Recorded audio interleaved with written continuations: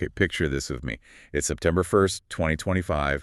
The whole global diplomatic scene is buzzing, just humming with activity. Yeah, absolutely electric. And over in Tianjin, this big port city in northern China, you've got Indian Prime Minister Modi having these really high-profile meetings. We saw the pictures, right? Handshakes, these warm embraces. Even that shared backseat car ride with Putin and Xi Jinping, I mean, they're sending out this powerful vibe, a real message of unity. Totally. A very clear signal being sent. And then, boom, just hours later, literally halfway across the planet, this explicit declaration comes out. Yeah. And it just sends shockwaves everywhere. Exactly. While the spotlight was still kind of on Tianjin, U.S. President Donald Trump goes onto his social media platform, Truth Social, and just lets loose. A critique so sharp, so pointed, it basically reset the entire global conversation right then and there. He really didn't pull any punches, did he? Not at all. Called the whole India-U.S. trade relationship a totally one-sided disaster. And he wasn't just talking trade policies. He specifically tied it to India's strategic links with Russia. Right, which immediately elevates it beyond just tariffs. Suddenly, yeah, it wasn't just about import duties. It was about, like, the whole complex dance of global power, alliances, everything. So let's unpack this, because this is where trade and, well, raw power politics really seem to tangle up. It shows maybe a fascinating shift happening. It really does. Our mission today is to dive deep into how this one-sided disaster claim, especially coming right after those big geopolitical meetings, is reshaping global partnerships, maybe even things we thought were stable. What's so striking is that immediate contrast. You know, on one side, you've got the Shanghai Cooperation Organization Summit, SCO, projecting this united front visually among key non-Western powers. And then the other side, this fiery, no-holds-barred statement from Washington. It just instantly makes you ask, okay, how deeply are trade fights and geopolitics connected right now? And what's that telling us about, well, the way the world might be heading? That's the heart of it, isn't it? Let's start with that spark. Trump's trade tirade. Yeah. His main point was pretty straightforward. Yeah, very direct. He argued India exports massive amounts of goods to the U.S., which, is its biggest market. But he says when American companies try to sell stuff in India, they hit these huge walls, what he called the highest tariffs of any country. And he didn't stop with just general goods either. He specifically went after India's choices on energy and defense buying, Right. pointing out that India buys, quote, most of its oil and military products from Russia and very little from the U.S. in those really crucial areas. So it's clearly not just an economic gripe. There's a deeper strategic frustration coming through from the U.S. side. Definitely. And then he threw in this really interesting twist. The tariff offer. Yeah. Trump claimed India had recently offered to slash its tariffs to nothing. But then he just dismissed it, said it was too late, should have happened years ago. But the crucial part there is India's government hasn't confirmed anything like that publicly. No official word on such an offer being made. Exactly. Which immediately makes you think, okay, was this maybe some kind of calculated leak? A negotiating tactic to pressure India? Or perhaps was it more of a gut reaction? You know, a direct response to Modi being seen buddying up with Putin and Xi at the SCO summit, trying to undercut India's diplomatic win, maybe. The timing, like you said, it really suggests there could be multiple things going on. A bit of both, maybe. Could be. It's rarely just one thing in these situations. So to really understand that one-sided disaster claim, we need to look past the rhetoric and get into the actual numbers. Yeah, the data tells a story. When we think about trade, it's supposed to be like a two-way street, right? Goods flowing back and forth. Ideally, yes. But the numbers here for India-U.S. trade, they look pretty stark. They suggest, well, maybe it's more like a heavily congested one-way street. The data really does paint a clear picture. So in 2024, India sold goods worth a hefty $87.3 billion to the U.S. Wow. But it only imported $41.5 billion from the U.S., so that leaves a trade surplus of $45.8 billion, clearly in India's favor. Almost double. Pretty much. And it's not new. The trend just kept going in the first half of 2025. Indian exports hit $56.3 billion. U.S. exports to India were $22.1 million. So another big surplus for India, $34.2 billion just in 6 months. Those numbers really hammer home the scale of it, and that leads us straight to India's tariffs, which have been a sore point for U.S. businesses for a long time. Right. And we're not talking small percentages. Some of India's tariffs, they can go over 100%. 100%. Yeah, on specific things like cars, certain agricultural products like dairy. So American companies trying to sell into India face these incredibly steep duties. It's a major barrier. Now, India's defense for this, they argue these tariffs are absolutely essential. Their argument is protection. Protecting their huge farming sector, millions of small businesses, the whole developing economy, basically. Prime Minister Modi has been really firm on this, hasn't he? Saying things like agriculture, dairy, those are non-negotiable because they support so many livelihoods. Exactly. It highlights that classic conflict, market access versus, well, protecting your own. So given all that, how did the U.S. under Trump respond? They didn't just match tariffs, did they? No, it was more complex. They put a 25% reciprocal duty on Indian goods, sure. But then, and this is the controversial part, they added another 25% specifically because of India buying Russian oil. Bringing the total to 50%. A full 50%, which is, among the highest tariffs the U.S. imposes globally. And India's reaction? Understandably, they called them unjustified and unreasonable.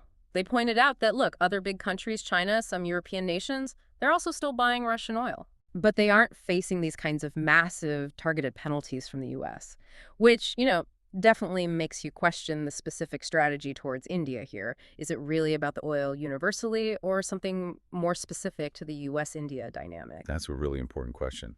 Is it about influencing one specific important partner, or is it supposed to be a broader policy? And speaking of the broader picture, Trump's outburst didn't just happen out of nowhere. No, context is key here. To really get the impact, we have to rewind just a few hours before that statement dropped and look halfway across the world to that big meeting, the one that, for many people, signaled a maybe different kind of global order emerging. Exactly. The Shanghai Cooperation Organization Summit in Tianjin, the SCO, it started, focused on Central Asian security, but it's really grown Into a major regional bloc. Yeah, focused on trade, security, energy. And it brings together these heavyweights, China, Russia, India, often seen as, well, a counterweight to Western influence. And those images coming out were pretty striking. Oh, absolutely. Modi, Putin, Xi shaking hands, the hugs, that shared car ride we mentioned. It was powerful diplomatic theater, sending a very clear message of unity, almost a counter-narrative to what they might see as Western pressure. And India definitely used that stage, their talks with Putin. Focus on deepening economic ties, strategic cooperation, including, crucially, India continuing to buy lots of discounted Russian oil.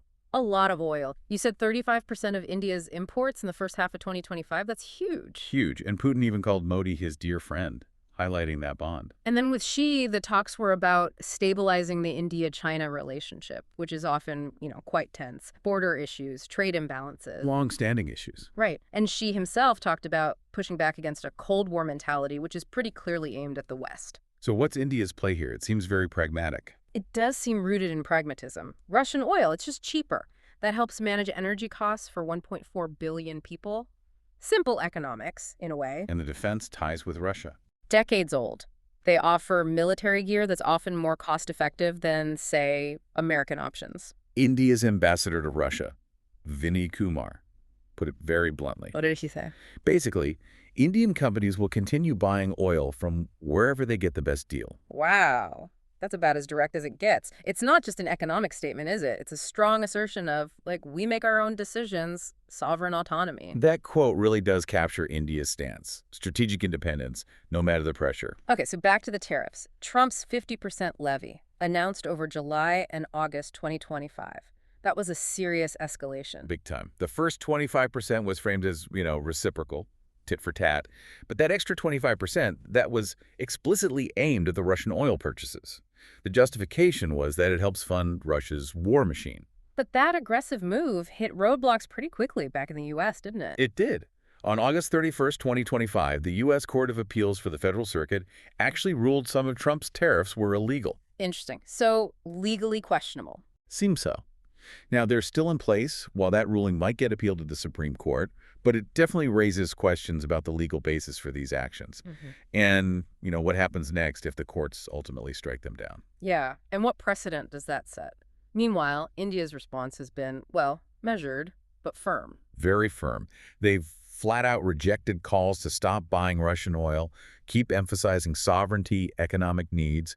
There was this Indian advocacy group, the Forum for Trade Justice. What did they say? They urged Modi to stand his ground, warned against making concessions. And the economic forecasts. What's the potential damage for India from these tariffs? Well, some forecasts suggest it could be pretty significant. Indian exports to the U.S., which were $87 billion in 2024, could potentially fall to around $50 billion by 2026. That's a big drop. Yeah, and that could knock maybe 1% off India's GDP, plus potential job losses in export sectors. Right. And we still have that mystery around Trump's claim about India offering to cut tariffs to nothing. It's still hanging out there. No confirmation from India. Was it real? Was it a negotiating ploy that didn't fly? Or just maybe Trump misinterpreting something from the talks? It's hard to know. They had been talking, right? 5 rounds of negotiations since April 2025. Intense talks. Mm-hmm. But then the 6th round got canceled recently, which suggests things are maybe stuck. And the big sticking points remain the same. U.S. wanting more access to India's agriculture and dairy markets. Seems like it. Those protected sectors, India won't budge on. So this whole fight, it's clearly way more than just about dollars and cents or trade deficits. It feels like a fundamental clash of maybe strategic visions. It could really reshape things. How so? Well, the U.S. has long seen India as, a crucial partner, a counterweight to China and Asia. That's been the standard thinking. The Quad and all that. Exactly.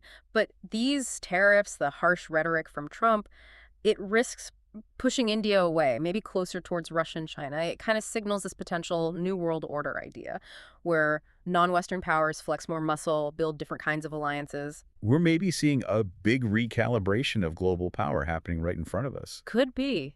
And India has also been pretty vocal about what it sees as U.S. hypocrisy here. Oh. Well, while Trump is hammering India for buying Russian oil, the U.S. itself is actually still trading with Russia, at lower levels, but it's happening. What are the numbers there? In 2024, U.S.-Russia trade was apparently worth about $3.5 billion, and the U.S. imported $2.1 billion worth of stuff from Russia by May 2025. So critics in India basically say, hang on, that looks like a double standard. Especially when other, even bigger buyers of Russian oil, like China, aren't getting hit with the same 50% tariff. Right. India's foreign ministry has pretty much said their trade choices are about markets and energy security, not politics. Which raises that question, doesn't it? How does this perceived hypocrisy affect the U.S.'s standing as, a leader on global trade rules? There was also that controversy within the U.S. itself involving Trump's trade advisor, Peter Navarro. Ah, yes, the Brahmins comment. Right. On August 31st, he made this comment about Brahmins profiteering. Now, for listeners, Brahmin is the highest caste in India's traditional system, historically linked to priests and scholars. So using that term to criticize modern trade policy, it's loaded. Extremely loaded. It came across as culturally insensitive, divisive. Even if he meant it to refer to some kind of elite, it caused quite a stir. Though his underlying point that maybe India's own policies hurt some of its own people, that points to the internal complexities, too. It's not simple. Definitely not. And to really get the impact of all this high-level stuff, we need to think about the people on the ground. Put faces to the policies. Exactly. Think about, say, a textile maker in Surat, India. Right. Maybe his small business benefited from tariffs protecting him locally for years. Okay. But now, facing a 50% U.S. tariff, his biggest export market is drying up. He might be looking at laying people off. Tough choices. And on the flip side, maybe think of a dairy farmer in, say, Ohio. She looks at India's 100% plus dairy tariffs and just sees this huge potential market, India's growing middle class, that her high-quality American milk just can't reach. So real people, real livelihoods affected on both sides, legitimate concerns getting drowned out by the politics sometimes. For sure. And in India, these tariffs did spark protests. We saw traders in New Delhi rallying against the 50% levies, worried about jobs, lost exports, consumers worried about prices going up.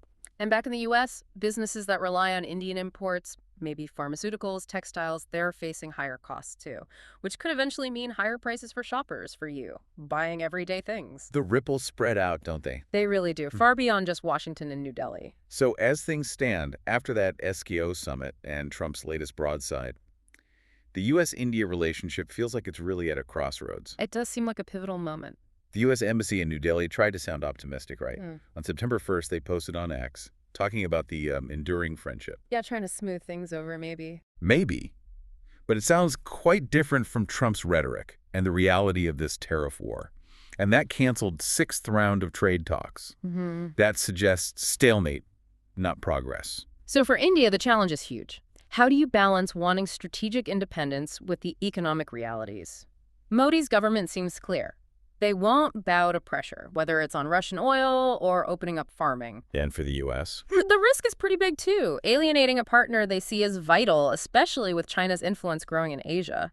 Trump's tough tactics might feel like leverage now, but could they backfire long term? Pushing India closer to Russia and China. Exactly. Potentially locking in alliances and power structures that look very different from what the U.S. might prefer. Reshaping things for decades, maybe. Okay, so we've really dug into the layers here. Trump's critique, the trade numbers, that crucial SEO summit backdrop, and importantly, the real human impacts on both sides. And it feels like more than just tariffs, doesn't it? It's a story about how countries are navigating this world of competing interests, asserting their own economic sovereignty, and maybe this whole idea of a new world order where non-Western powers are charting their own paths much more forcefully. So as 2025 keeps going, what really stands out to you when you see India sticking so firmly to its strategic autonomy, even under this intense pressure? And looking ahead, what could be the long-term fallout for global alliances if more nations start prioritizing their own paths like this, potentially building a whole new way international relations works? It really makes you think, doesn't it, about the future landscape of power, partnership, and, well, maybe conflict, too.